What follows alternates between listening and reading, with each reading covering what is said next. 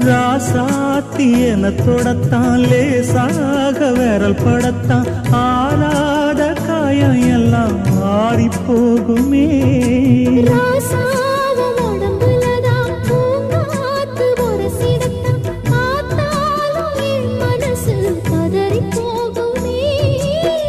சாமியுண்டு காவலுக்கு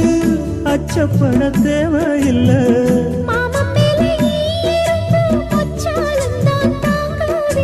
கலையாத வாசம் நாம் கொண்டாடும் நேசம்